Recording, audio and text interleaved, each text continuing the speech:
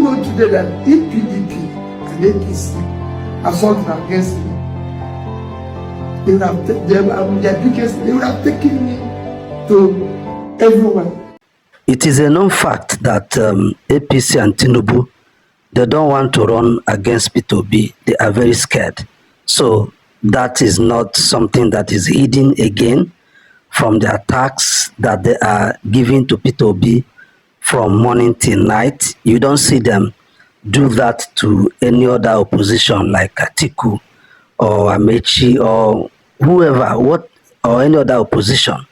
All their focus is on Obi from morning till night. So the issue of whether they are scared about Obi or not, that is not an issue. Even a blind person in Nigeria knows that Tinubu and APC, they don't want to run against Peter Obi.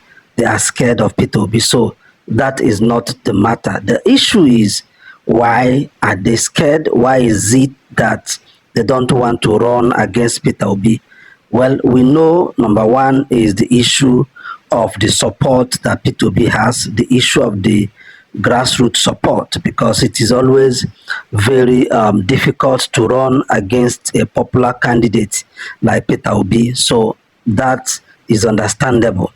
But when you now listen to Peter Obi in that video, you will now be able to understand that there is another big reason why they are scared of him, why they don't want to run against him. They would prefer to run against another person. Now, you can imagine, he said that if PDP and APC, if they had found something against him, that they would have made it so public and they would have taken it to any length, and which is true.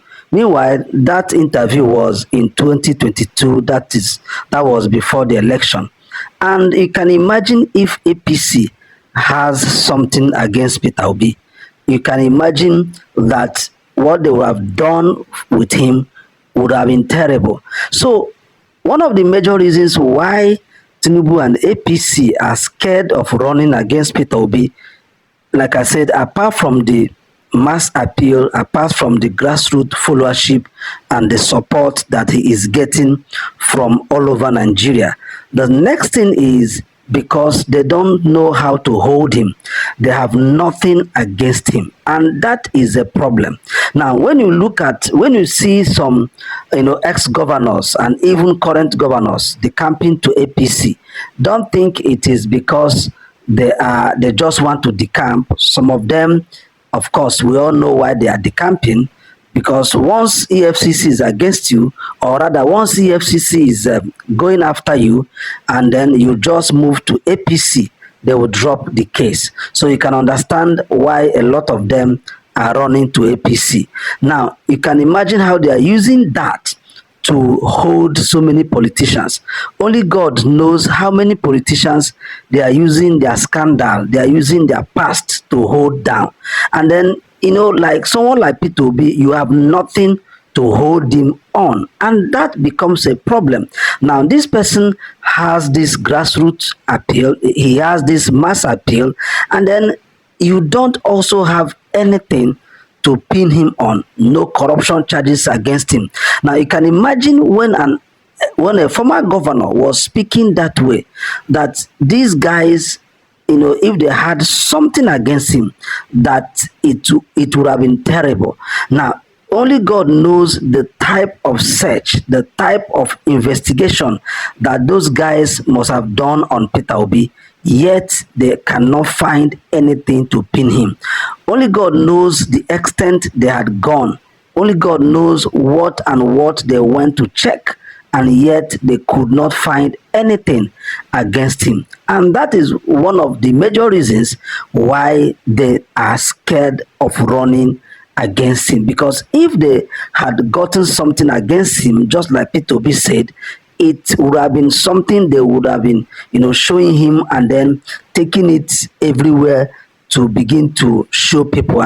That is why they are trying to manufacture something that does not exist. You see someone like Reno bringing an email that doesn't make sense. So you can imagine why this is why they are trying to manufacture things that don't exist. So this explains even the issue of twisting good works that P2B did in Anambra. Now I understand why they are doing all these things. They have tried to get him, where that he stole money, or where that he embezzled money, or where he misappropriated Anambra State's money. They couldn't find. So what they now resorted to, is now to begin to twist even good things that he did. For instance, saying that he did not build school. Now, instead of looking at what did he achieve in education, so as if building school is making education better. If you come into government and you have schools already existing, is your job to begin to build new schools or to equip the existing ones?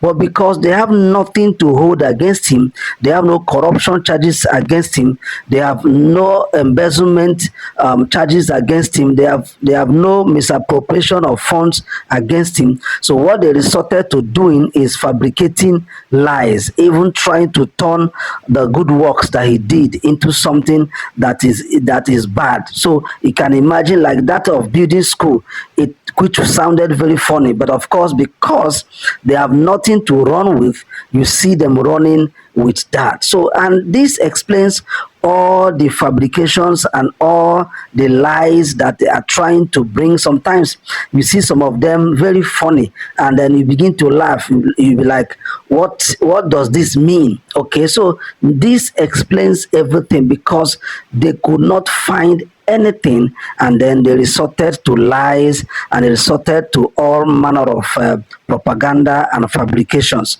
So, and like P2B said, because if they had found something against him, only God knows what would have happened.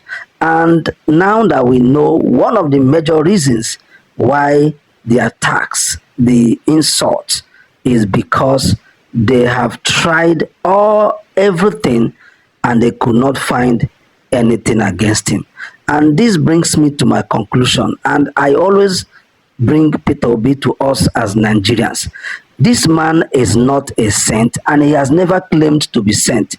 But this man is one politician that is completely different. This man is one politician that we can at least trust to a large extent, such that we can say, okay, with our money, this man, with our money in his hands, we are sure that at least it will not be embezzled. We are sure that our money will be well utilized. And that is why I encourage us to support P2B. Let us remove religion or tribe or political affiliation. Let's look at saving Nigeria. We have seen how these guys that are there, what they are doing, from Buhari to Tinubu. We have seen where they have taken Nigeria to. And then we have a man who we can see, we can, attest to, that is completely different. Why don't we give this man a chance? Why don't we support this man? Why don't we come together, rally around this man, and see how God will help us to elect him to become our president? He will use such style that he used in Anambra State to ensure that Nigeria becomes better, that Nigeria becomes greater, and that Nigeria becomes a country that we all can be proud of. Thank you so much as we heed to this call to support and vote for Peter Obi, so that Nigeria will be moving in the right direction. Thank you, and God bless you.